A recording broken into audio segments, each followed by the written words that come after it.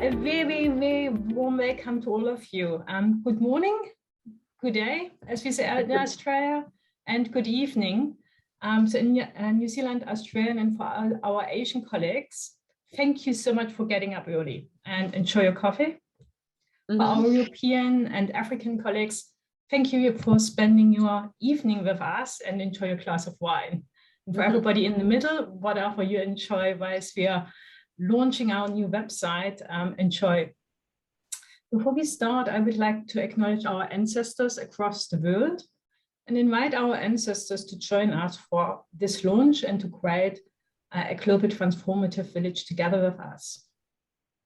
So thank you so much for joining us virtually to launch the ITLA website that exists to facilitate people from around the world passionate about transformation to co-create a global transformative village for living into the values of transformation for self and society. Not an easy feast, but in the face of our, for us globally experiencing an increasingly painful existential crisis, there has never been a more important time for transformation. So we are here tremendously excited as this launch has been over 2 years in the making. When I say we, I'm transferring to the ITLA Leadership Circle, an interdisciplinary team of scholars and practitioners from diverse parts of the world who took on, about 2 years ago, co-creating a transformative governance for the ITLA and to create a website to enable collaborations in the transformative learning space for research, practice, and education. I'm a member of this leadership circle, and it's my absolute privilege and honor to be your MC for this launch. I'm an associate professor at the University of Canberra in Australia, and I'm the co-leader together with Alexis and Wilhelmina for the research and practice leadership circle. And we have about 60 minutes together, and we would like to take you on a journey from the past into the future. So in the beginning, Victoria and Elizabeth will talk about the soul and the past of the ITLA and transformative learning. And then after we have been in the past and have a good grounding in who we are going to look into the making of the future of the ITLA, and Alicia will lead this part. And then we would like for all of us to join us in this conversation in imagining how we could imagine the ITLA as a global transformative village. And then we will get to the very exciting part of launching and giving you, as the very first people, a virtual tour of the ITLA website, and then we will complete. So so let's start with the history of transformative learning and ITLA.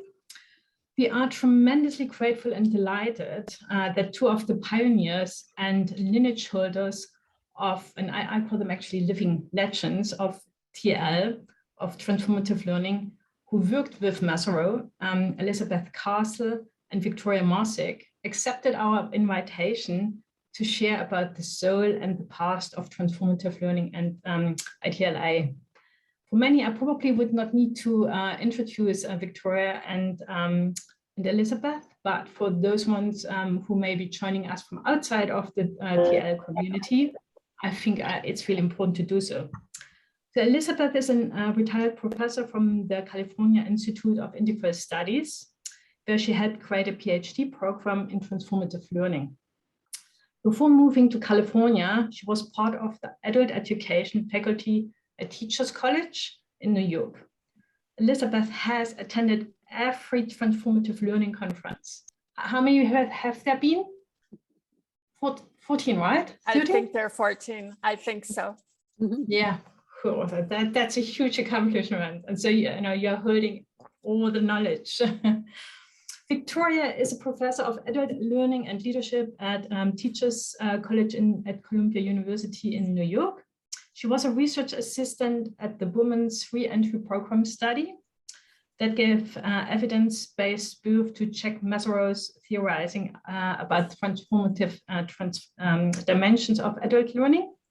And then she came to the Teachers College after working with UNICEF and various non-profit organizations on adult learning projects in various countries, widely traveled, but most particularly in Asia. She researches transformative learning as it occurs through informal, team, and organizational learning in different settings. Take it away, Elizabeth and Victoria. We are looking forward to it. Thank you. Thank you very much. Victoria and I feel honored and pleased to have been invited to this momentous event, the launching of the website of the International Transformative Learning Association, sometimes spoken of in shorthand as ITLA. So thank you very much for inviting us. We have practiced our conversation several times and gotten it pared down to the time allocated to us. We've been asked, Victoria, we've been asked to talk about both the past and the soul of transformative learning and of the International Transformative Learning Association. And in order to talk about those two things, we also need to include the link, which is the Transformative Learning Conference. So I wonder if you could, as succinctly as possible, talk about the past of these three entities, the theory, the conference, and the association. Thank you very much, Elizabeth. And it's so wonderful to see you all from all around the world. It makes me very happy to see faces and names I know and faces and names I don't.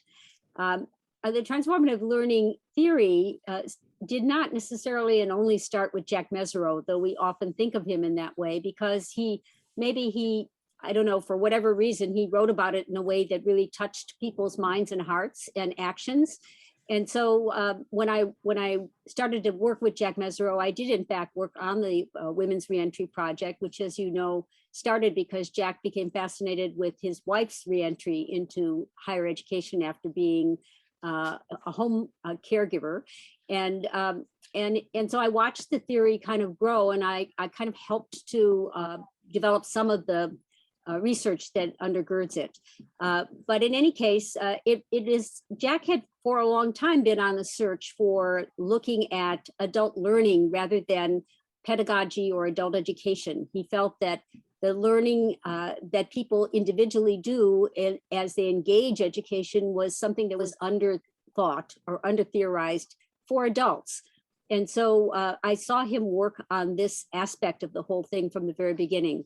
But there were other people, as you all know, who were working on this. And we had colleagues on the West Coast, in Canada, and other parts of the world who were certainly thinking along these lines.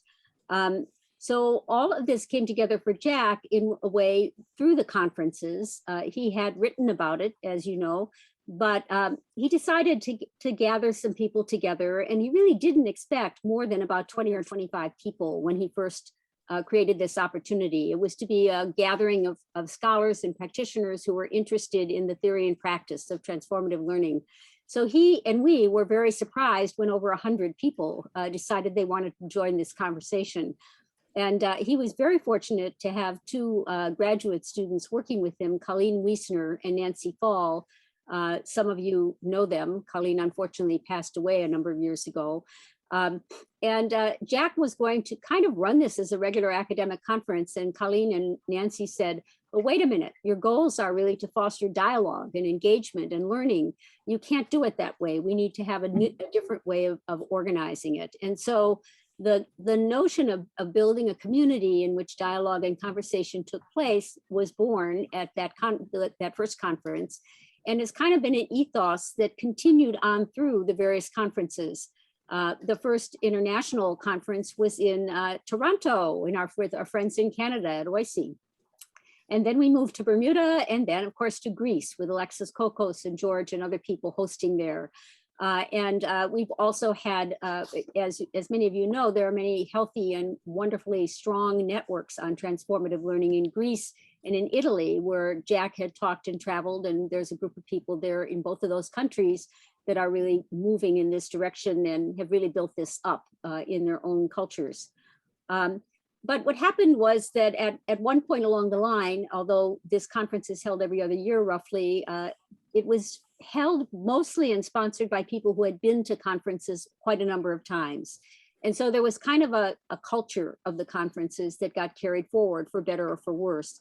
And then when the conference was held by some people who had really only been to one conference they held this in San Francisco, they conceptualized it in a very different way. And for a variety of reasons, it was a way that startled a lot of the people who were there. And so that kind of catalyst is what caused a number of people to come together and say, let's get together as a group and to kind of think together and guide and provide a little oversight or participatory guidance on the conferences so that we could grow the field of transformative learning, but also keep the common elements that we like that are so consistent with the very theory itself. And so that is kind of the history of the theory of the behind this and the conference. That takes us to the birth of the stewards in around 2010, 2012.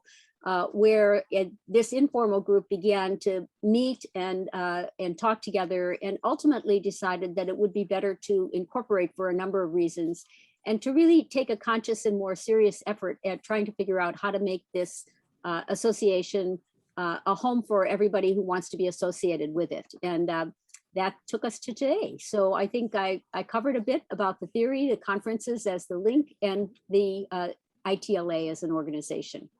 So Elizabeth, you are going to talk to us about the soul of transformative learning. Can you share some information about that? The soul of the conference and of the ITLA, we are hoping. And I think the essence of the soulfulness of all of these entities is learning. And as you were saying, when Jack recruited those 2 graduate students, they right away headed him off from doing a more traditional kind of sage on the stage group of presentations and designed a very dynamic learning opportunity for the first conference. So learning includes expansion of perspectives. And I remember very clearly Jack standing at the podium at that very first conference and saying, I've offered all that I really have to offer. And it's important for other people with other perspectives to bring those perspectives to this theory building, because he really wanted the theory of transformative learning to be a living theory. And so we've tried to hold on to that notion that to keep a theory alive and well, it's important that ongoing learning happen. And the way ongoing learning happens, I think most of us believe, is by interacting with people who have different perspectives.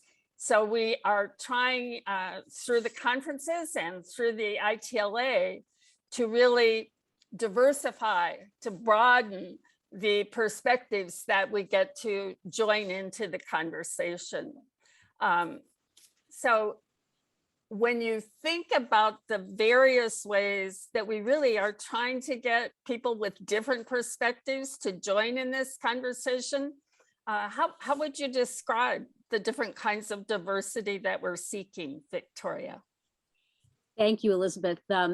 Yes, perspective taking really is at the heart of it. And, you know, one of the benefits of a community of practitioners, as we all are, and researchers, is that we come to know one another very well. But we also tend to grow towards a common background and, you know, sets of points of view. And so early on in the conferences, there have been several people, including very vigorously Elizabeth and the colleagues out in California, who have helped us to be aware of how white our group of people were and often how male they are. And so, of course, that has changed a lot over time.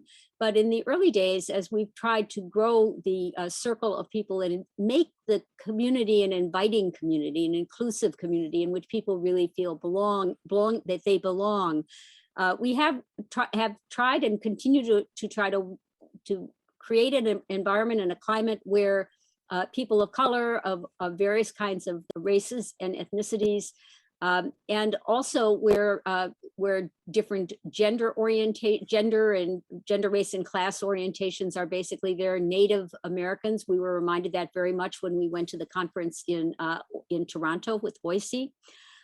So the kind of demographic characteristics of diversity and inclusion and belongingness should be there.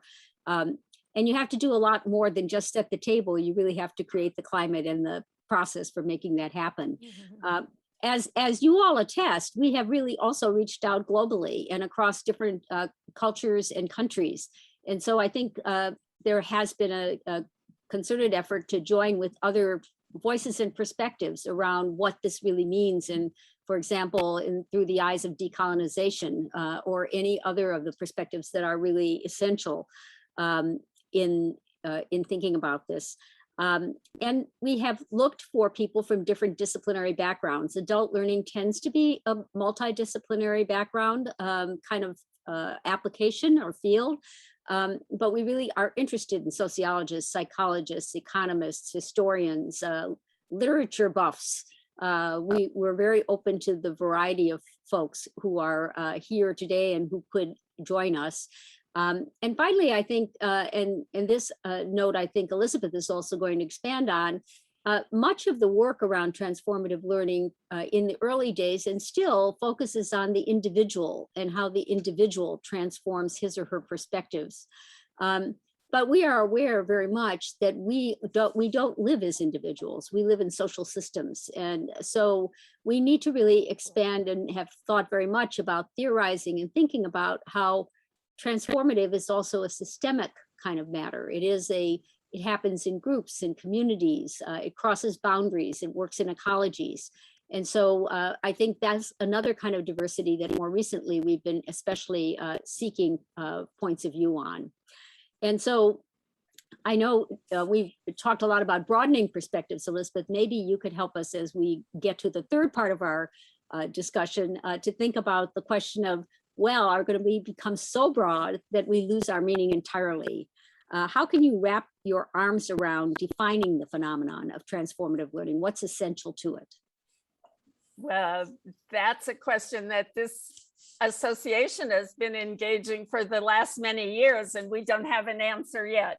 Mm-hmm. But and there has been a concern when we've talked about diversifying. There has been many people who have sounded the note of concern that we don't want to try to broaden our understanding so much that we lose something that holds us together.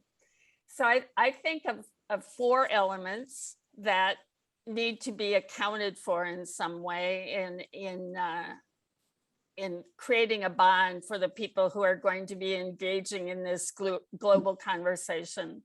And the first element is that we are talking about transformation that is associated with learning. There may be other ways that transformation happens, but the focus here is on the process of learning that brings about transformation. As you said more ably than I can really, we also want to focus on transformative learning that happens in human systems at multiple levels.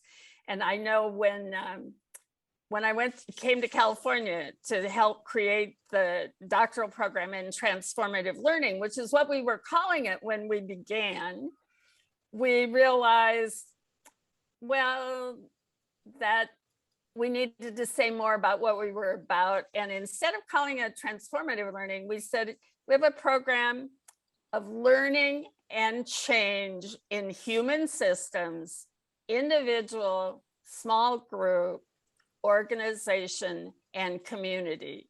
And that's because, as you did just explain, Victoria, it's it's important to see how these levels of system interact, and transformative learning that happens in one of them is going to impact the others, so that if an organization begins a transformative learning process, it has to be carefully linked to transformative learning in the individual members. The third element that we need to come to some consensus about is what we do mean by a result that we call transformative. And I think this is particularly challenging because being a journal reviewer, I've noticed that a lot of people are just referring to what I think as a good learning experience or a well-crafted pedagogy as transformative learning, but they're talking about a kind of output or outcome that I wouldn't call transformative. So we need to really come to some kind of consensus about what the result is that we're applying the label transformative to. And finally, I think the fourth element that this group of people is very interested in is the interaction between theory and practice. Adult educators are quite devoted to the importance of practice being based in theory and theory being informed by practice. And I think that is one of the fourth element that should be part of this topic that's going to bring together people from around the globe, something called the transformative learning process. Okay. I'm finished, Victoria. Yes. We're done. Yesterday, when we practiced, Victoria, when I was finished, said, "Whoa, just a minute. We need to have a better definition, really, of what we mean by learning." Yes. And so she pointed out to me yesterday that I was kind of taking for granted that everybody knew what learning was. And that probably is not true. So that we have more ambiguity about what a learning process looks like than I probably have been conscious of. And so now we really are done. And we've done it in 17 minutes.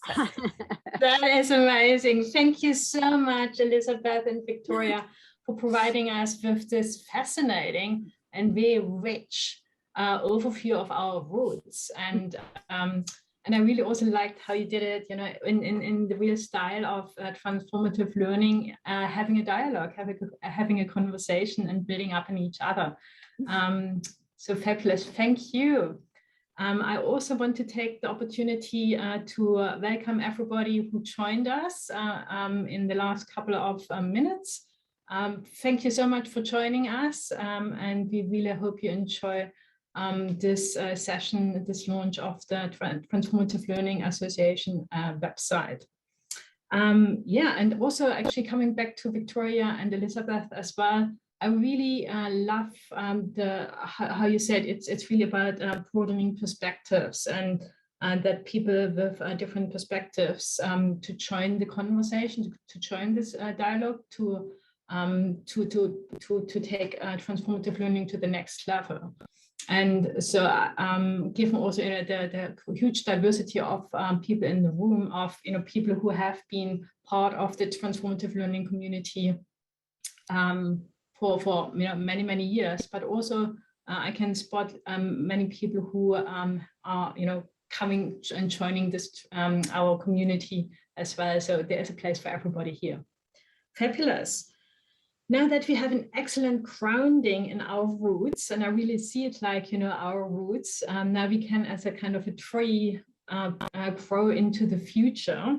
And I would like to hand over the conversation now to Alicia, who is the director of the Transformative Learning Association.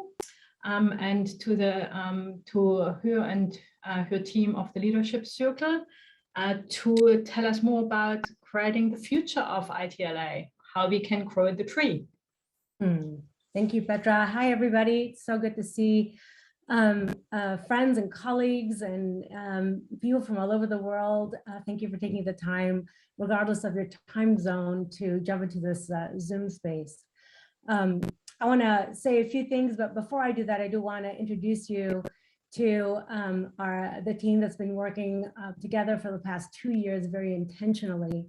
And let me just say one thing, that in 2018, when we were at Teachers College, the stewards who Victoria spoke briefly of, and many of the stewards are on this call, and we're really grateful. They sort of served as a container for holding the inquiry of, you know, who are we becoming as a community who is kind of committed and dedicated to this living theory of transformative learning, and really starting to challenge our own assumptions about what is this theory, what does it mean, how do we bring it to the world in ways that are very conscientious of, that are responsible of, that are respectful of, and inclusive of. So we had a gathering before the conference launched in 2018, and there were several of us who said, well, why don't we create a smaller group of folks who are willing to spend real time in inquiry. And so in January of 2019, Marguerite Welsh, myself, Alexis, Claudia Melacarne, Peter Gilt, George, Kay, as we call him, Wilhelmina, we sort of volunteered in some ways and kind of formed a group. And then at that conference, Renee, who is also a member of our team, and John Buck presented on this kind of dynamic governance notion called sociocracy. And Renee will say a little bit more about that. And we said, well, okay, we know as a community that we don't like to do things like everyone else does it. That's kind of one of our community traits. So we said, well, let's try this dynamic governance thing, because we really do value inclusion and participation. And we really don't know how to do it other than hierarchical systems and governing systems. So let's try this. So we've spent the last 2 years learning dynamic governance processes and building up our skills as co-leaders, if you will, of kind of evolving the association and moving it into action, like moving it into real, not just abstract space, but into real space. And the website is sort of one version of real space, like the conferences are a version of the real space. So let me, I'm going to invite the, I'll just name you leadership team circle meeting members, and just say hello, if you will, in the way that you like. And then I'll just say a few more things before we get going into some deeper stuff. So, okay, Claudia, why don't you say hi?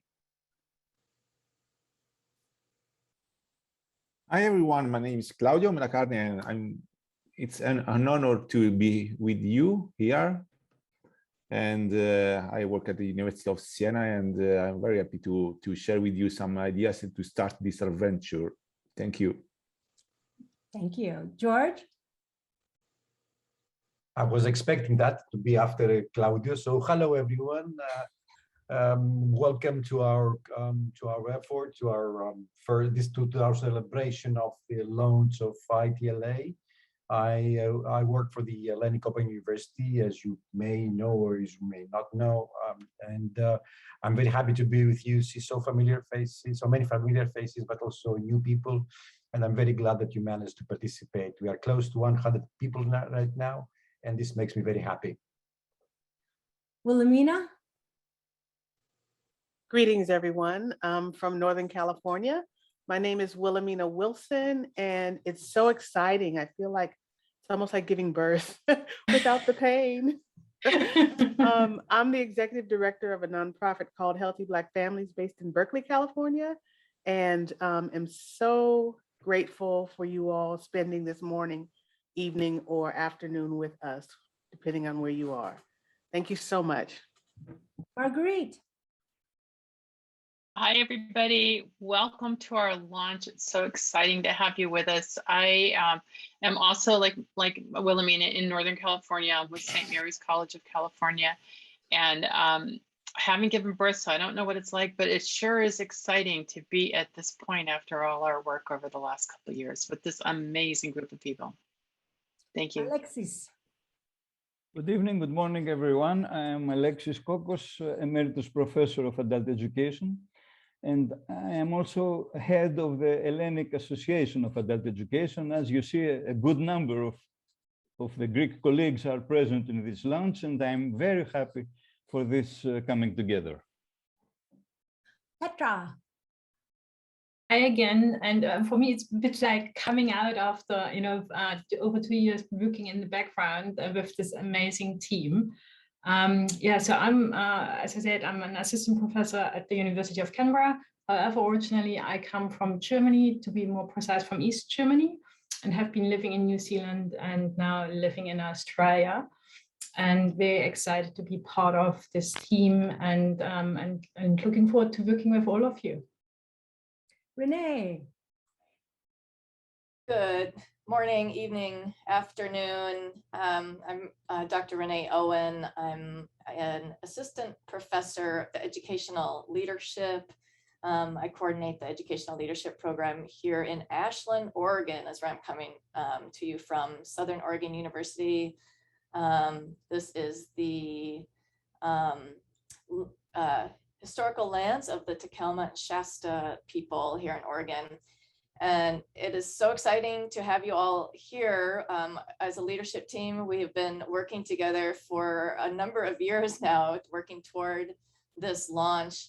And I just have to share, I've been very privileged to be in the Pacific time zone, because whenever we meet, we have somebody in Australia at 5 in the morning. We have people in Europe at 11 o'clock at night. And it's usually about 1 o'clock in the afternoon for me. It just is, it's a very comfortable time right now. So we we've overcome all of those meeting challenges for many years, and it's been such a pleasure to work on this team so far.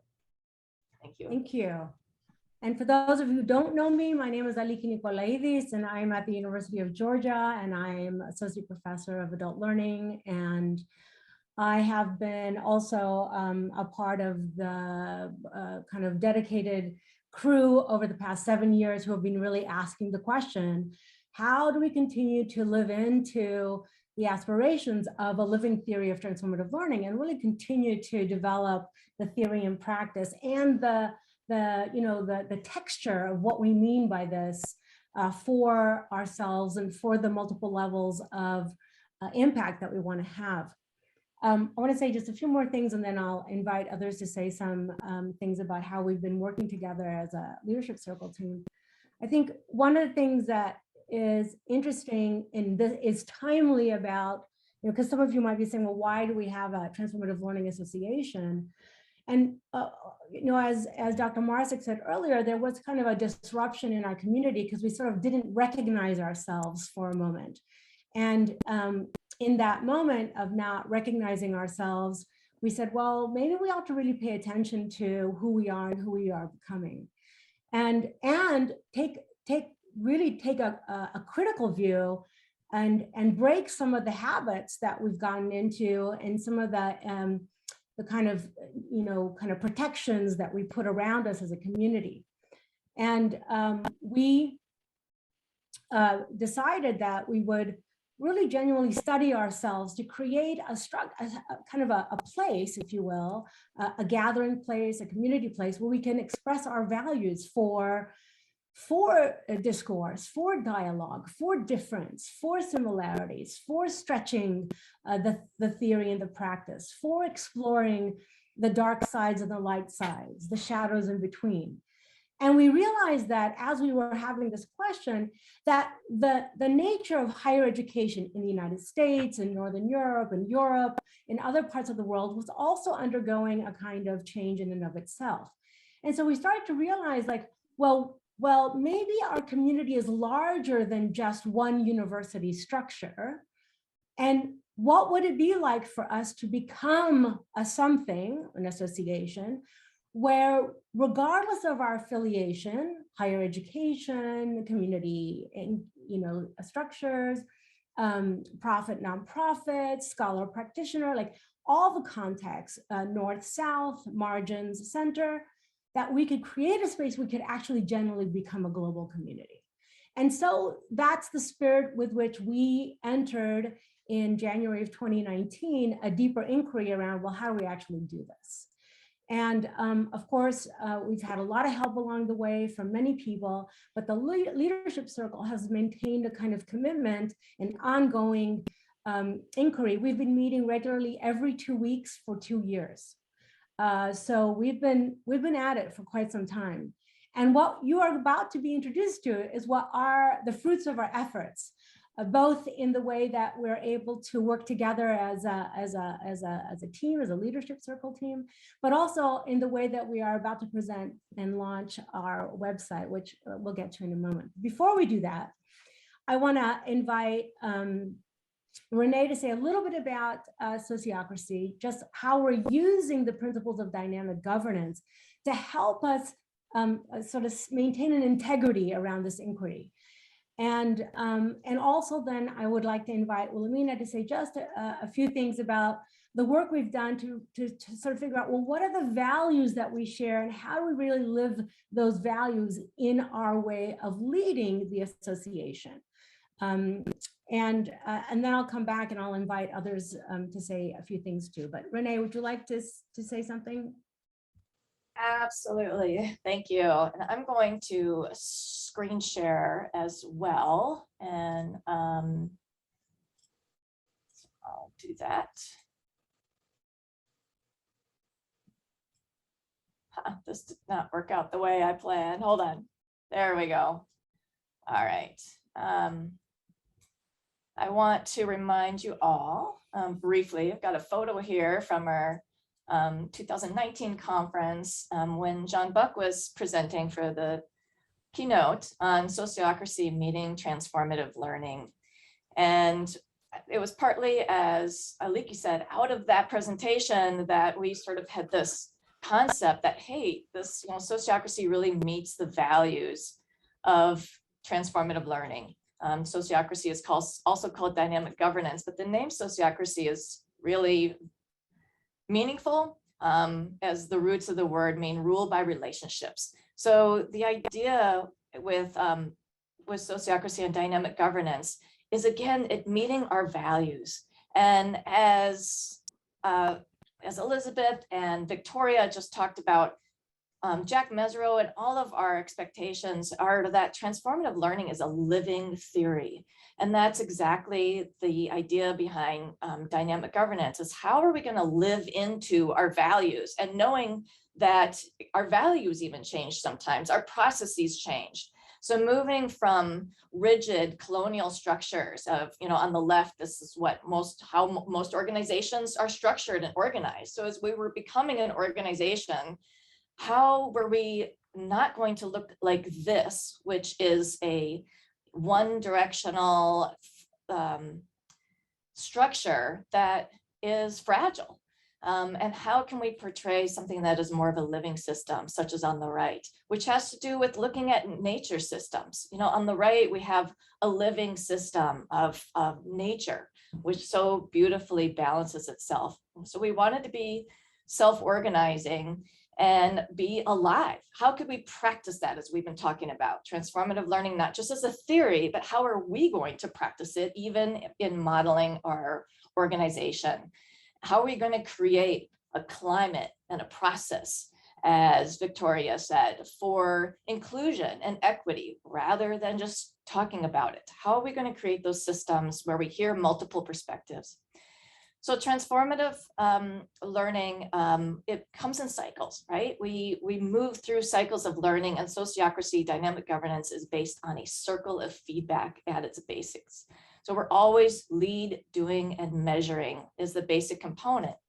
So to move from this linear organizational structure to a living structure that is adaptive and moves, looks a little bit like this in process. We've got feedback running up and down the system. and then we get to this.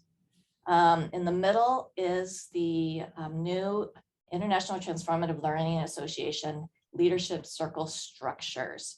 So you'll notice on the right, I've compared this to a fractile. On the left is a typical dynamic governance or sociocracy circle structure. And so in the middle is the leadership circle. And as we fully get up and running, we've sketched in here circles that can start. Again, this is adaptive. These circles can start, they can begin, they can end, they can adapt. But each of these circles right now, we have a steward circle that double links to the leadership circle. We have a conference circle that'll double link to the leadership circle. The justice, equity, and diversity and inclusion circle, the education circle, communications and branding circle, a research and practice circle, the listening project circle. All of these, if you see these double arrows, double link with one another, meaning there are people and representatives going back and forth between these circles, so that you don't just have a single at the top leader making decisions without feedback from the outer circles or outer people constantly, feedback constantly feeding through the system. So just be aware, this is our current structure. It is dynamic, it will be changing, it will be growing, and we will all be learning together, very much so, which means iterations, openness, and acceptance for learning means also making mistakes and taking risks as we enjoy one another's perspectives. And I look forward to working with you within this structure. Thank you, Renee. And we're gonna wait to do a little more talking when we introduce the website, because we can actually direct you to some of these things. But for now, I think we'll invite Petra. Do you want to take us into a conversation, or do you want to? No, you have like 3 minutes more, 3-4 minutes more. 3 minutes. Oh my God. Yeah, I know. Wow. 3-4 minutes. All right. Keeping us really on schedule, but maybe the things to highlight is that in addition to being a dynamic learning structure, right? So it's a relational learning structure. We're also trying to learn about ourselves and how we learn about ourselves as individuals, but also as a collective. So I wonder if Wilhelmina would say just a couple of words about our values work. So we've been doing some work on values to try to find a coherence around how we are also being intentional about how we build this governing structure. Thank you, Aliki. We, as we were preparing to launch the website, thought that we might do some validation around the language we were using in our core values. And to do this, we used a tool called the Hall Tone of Values Inventory to understand our collective values as a leadership circle. In the process, each of the members of the leadership circle took the Hall Tone of Values inventory and received their individual reports around their values. And then we used the tool, the Hall Values Technology tool, to produce group reports. And those reports we used to look at our mission statements and our vision statements, and really refine some of the language to align it with our values. And then we also used it to analyze the language on the website to make sure that the way we're presenting ourselves to the world is very congruent with our values. So what people experience and what they read about line up with each other. As we did that, we came up with some goal values, which are really the way we operate in the world. And the means values are the capacities and skills we use to do that. Our primary values emerged as knowledge and insight, competence and confidence, and word, which was in alignment with what we thought and where we should be.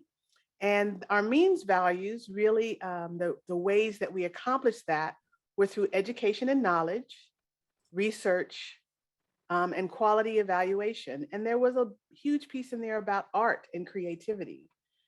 So we tried to use those things to ensure that the language on the website and how we present ourselves to the world aligns with who we are. So we are being and doing congruently. Turn it back to you, Aliki. Thanks, Wilhelmina. So I'm gonna invite Renee to join us, and she is going to lead us through some time so we can have some conversations. So we're not, talking all the time. So Renee, I'm bringing you back into the spotlight, and I will pass it to you. All right, thank you, Aliki, and thank you, everyone, leadership team, and everyone who's here, because you are going to be spotlighted next in discussion, breakout rooms that we're going to use for dialogue, hopefully critical dialogue in the spirit of transformative learning, as well as open-hearted dialogue. And we have a prompt that I have placed in the chat. It says, ITLA as Global Transformative Village. How might ITLA facilitate growing spaces for transformation? How might ITLA facilitate growing spaces for transformation? Can we envision a global transformative village? The breakout rooms that you go into will have 5 to 6 people in them. And our hope is that we can capture some of what your collective thinking is. Hopefully, as you go into dialogue with one another, synergy will take place, and rather than groupthink, we'll have the intelligence of each group emerge. And so when you go into your groups, if someone would identify themselves as somewhat of a record keeper or a secretary, you don't need to keep notes on everything that is said, but if you would keep an eye on writing down something, taking a note on a couple of the most valuable points, what seemed to emerge synergistically from your group, and be prepared when we come back as a whole group, this isn't the important part, to place those comments in the group chat. So be aware in your breakout room, you can use the chat, but we will not see that in our whole group. So you'll be prepared to, in the whole group, to place in the chat a couple of comments or thoughts from your group. And then we'll have a very short whole group discussion, but at least in the chat, we'll be able to capture some of what happened in your breakout groups.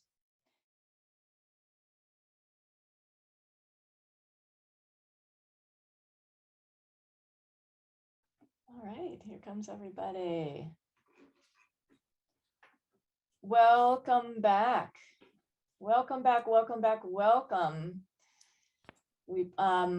I would have loved to have been a part of every room that you were in, but that's not possible. So I hope that you can take a moment for someone, at least one person from your group, to try to construct a comment or two, something that you felt was important from your group, and add that to our group chat now so that we all can see it. So let's take a moment to add some comments to the chat. And so we all have a little bit of an idea of coming together. What are some of our collective thoughts and ideas, heartfelt desires, visions? And Aliki is here to. I'll do some emergent reading. How's that? Certainly deepening our understanding what we mean by global village. The idea is great, but what does it really mean? How do we also invite multiple perspectives around transformative learning in interdisciplinary ways? How do we build transformative relationships? That's interesting. How do we also start to learn how do we measure and understand? How do we include more circles, including doctoral students and other non-academic affiliated people who are working in community? being able to create opportunities for connection, like really being a place of connecting and connective tissue building, maybe. ITLA, both the website and our events. There's a conference coming up in April 2022 for those of you who are able to join us. How do we do more cross-cultural collaboration, and not only just in research, but also teaching or leading projects? Really understanding more deeply what do we mean by learning? What is learning? And how do we create pause? Can the association be a place of pause to take in what's going on in the world around us? Interesting questions about the distinction between place and process. How do we create cultural service? Really, people are responding to like the place of space for pause. Raising awareness in everyday life, like that kind of interesting juxtaposition. How do we increase participation between the different circles? So as we grow in this dynamic governance process, how do we bring people from the margins into the center and back out again and really have that dynamic movement? That's really cool. And how do we address differences in power? What is power in not only the governance, but also in our community as it's growing? It's really good. Welcoming different disciplines and sciences, establishing relationships across cultures, engaging in international discussion, documenting resources, creating spaces for alternative perspectives, and like really creating spaces for difficult dialogue, such as slavery, probably migration, political, economic, climate. How do we really make connections between scholars and practitioners? Like, again, I think there's all this is relational, like how do we thicken the sinews? How do we build, the vibrancy, the vitality of the relationships is what I'm kind of picking up as a big theme here. Making conflict speakable. It sounds like there's something about power, conflict, difference. Like, how do we live with difference? How do we not only just pay lip service to it, but also honor it and integrate it sometimes? I like the idea of creating TL environments. We used a word earlier, ecologies. That's one of the things we're playing with as a concept. This is very rich. Thank you. Different languages. Yeah, we're really excited about creating circles that can multilinguistic, people with multiple language backgrounds can participate. That's really cool. And let's see what else here. How do we break the boundaries and forge relationships across cultures? Really important. How do we link, not lead, to citizen education? Yes. How do we, again, I think this relational tissue building is really interesting, or net sinew building, or strengthening the relational power, maybe even, is something that we can consider as a community here. Yeah. I like it. Linking as the governing structure rather than leading. That's interesting as well. Well, that feels like really potent stuff. And of course, we're going to harvest this and feedback back to the community through the website. But I wonder whether we might really kind of move into the conversation around how we hope the website itself as a place, as a meeting place, as a convening place, as a place where relationships, connections, and links get forged and make real connection with the world inside and outside and at multiple levels kind of is being imagined right now. Does that make sense, Renee? Is that a good time to transition? Absolutely. I think this is a great time to transition. We will be saving everything that's in the chat, of course. And speaking of the website, we'll probably find a way to share some of this back on the website. So Aliki, if you want to lead us in this part of the discussion. So I'm going to actually get Marguerite to do that. So well, actually, yeah. But can I come back here in here? Oh yeah, sure. You're making it up as we go.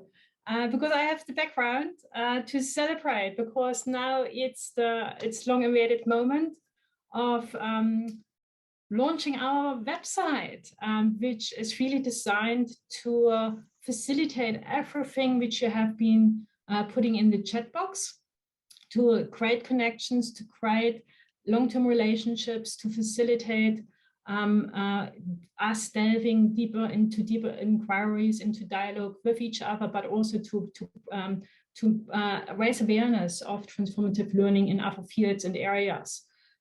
So let's celebrate. Maybe if you can unmute yourself, and let's just give us a big applause of launching our website. Exactly, or doing this.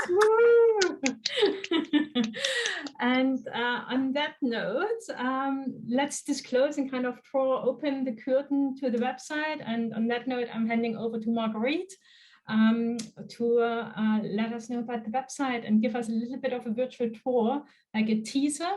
And I think also for George and Claudia, maybe to come in and to say something about membership, and for Alexis as well about membership and other activities. Over to you, Marguerite. Okay, thank you, Petra. We are so excited to share this with you, and I'm going to share my screen and give you a very brief tour of the website. And we'll put the link in the chat, and we invite all of you to join us here. But let me start by sharing sharing my screen here. So we, oh my goodness, I don't even know where to start. I'm so excited here. We have our mission as an organization to promote scholarship, research, teaching, application, and praxis of the social, scientific, artistic, and humanistic principles of transformative learning theories and praxis. This is a section that talks about the values that Mina mentioned. We put them front and center about which ones are important to us and the definitions. We have organized ourselves primarily around 3 areas of education, research, and practice, and all of those come together and form our community.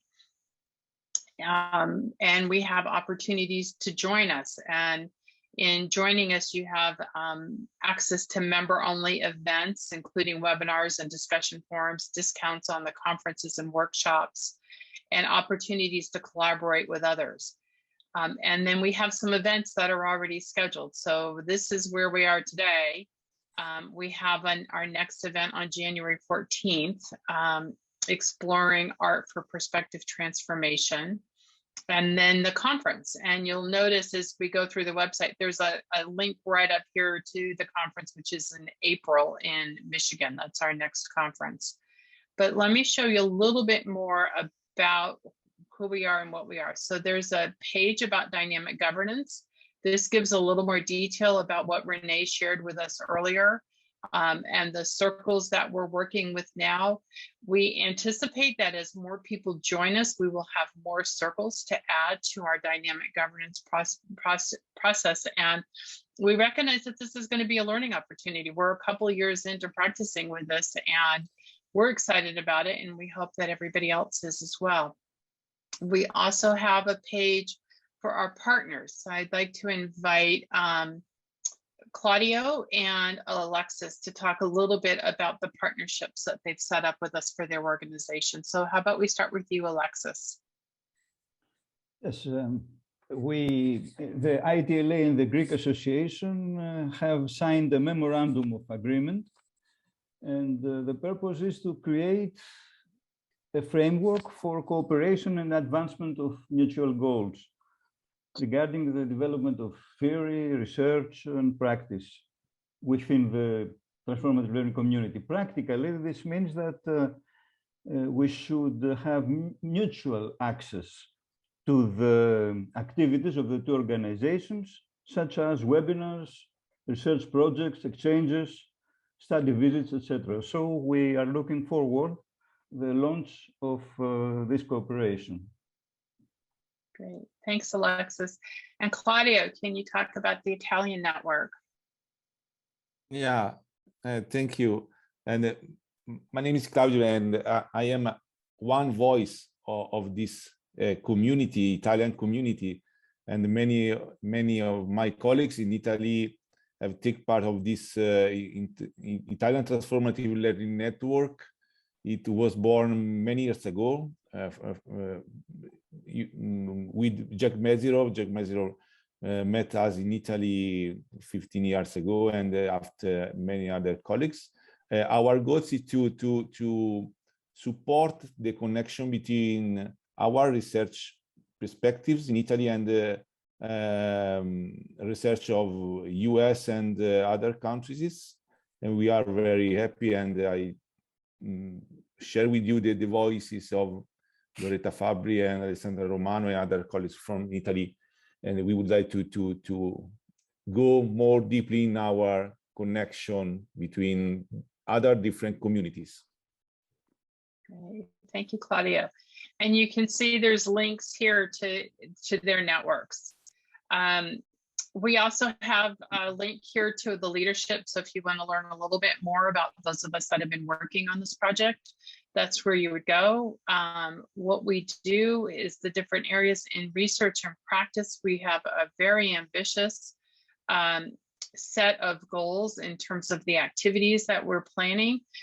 Clearly, we can't do this with our small group, so we welcome the participation and engagement of all of you that are joining us today and other colleagues who weren't able to make it today to join us in creating activities that will be useful for our community.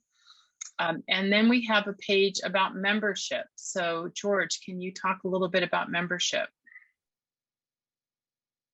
Well, there are, thank you, Margaret. Although you have said most of the things, I mean, that members have access to special events that are only for members, and educational activities, seminars, access to research projects and research proposals, and of course, the ability to create joint activities together with people from all over the world, because what we anticipate is to have members not only from every single continent of our planet.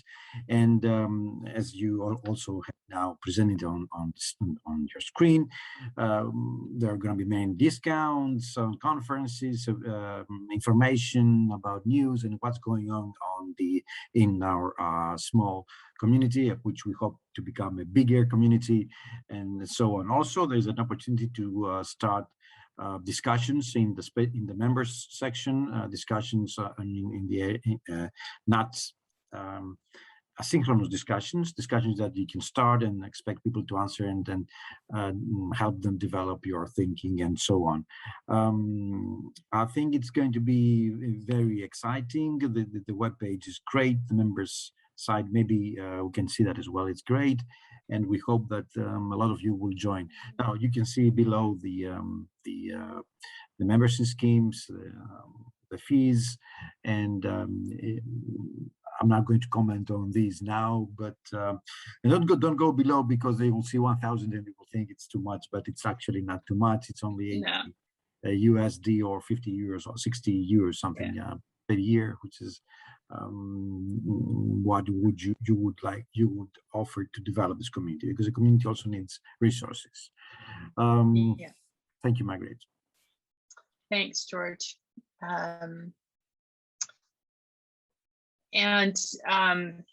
then the last thing I want to highlight is that we have the link here to the 2022 conference page. And it's going to be in Michigan. And there's information here about lodging. The proposals have already been, the deadline has passed for proposals. We're working on that now.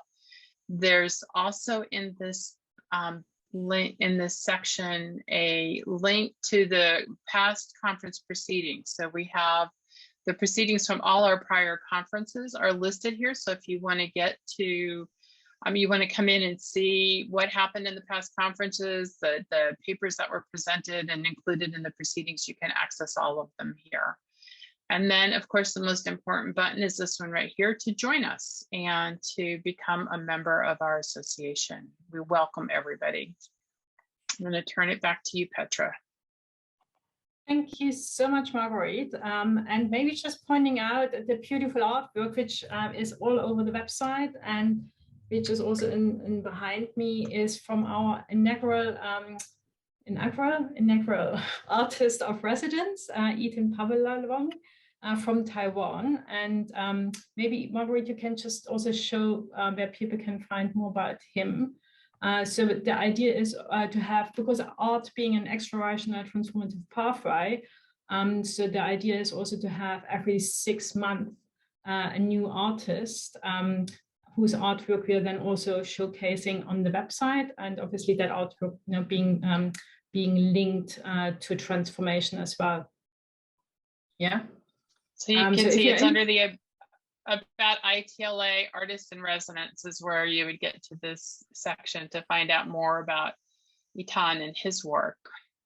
Fantastic, thank you. And can you maybe quickly show us what's available to members, which is not available to everybody else? Is that a possibility?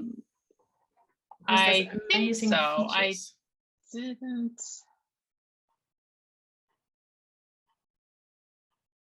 Oh.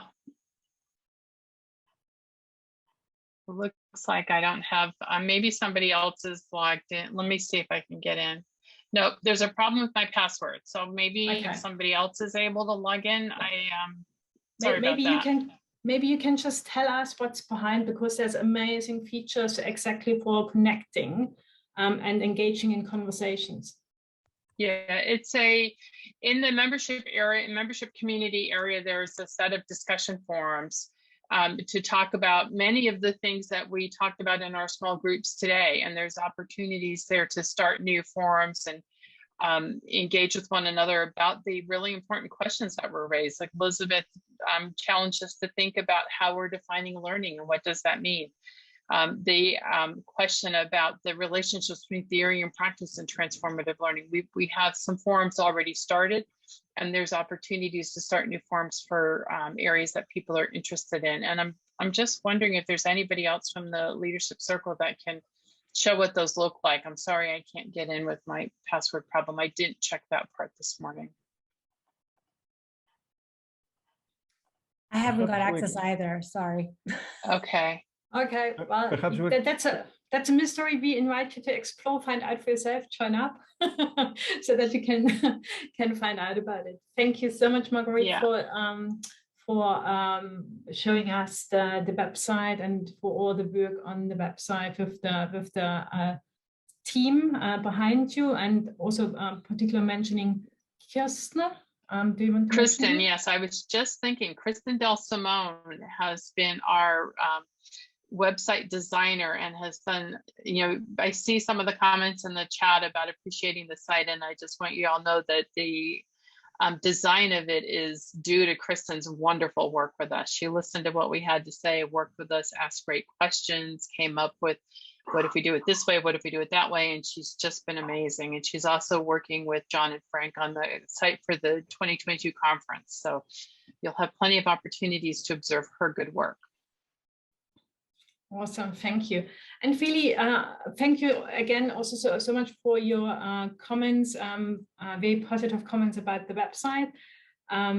Really delighted that you love it, that you think it's beautiful, it's engaging, and that's exactly what we wanted to have, that the website really reflects for us to co-create the ITLA. So it's really a collaboration of all of us. The more you put in, the more you get out, as I always tell my students, and that's the same for ITLA.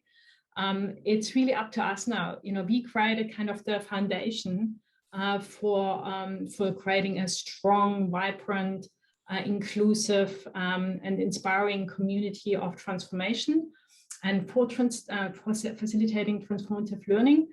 But it really is only as rich as we all contribute to it. And so if you go to the website, or not if, when you go to the website, there's plenty of opportunities for you to click and to say, yes, I would like to contribute there. I would like to find out more. I have ideas for another circle, for activities. I think it would be fantastic if we would do that. And please get in touch with click on those links and then let us know what your ideas are and how you would like to become involved.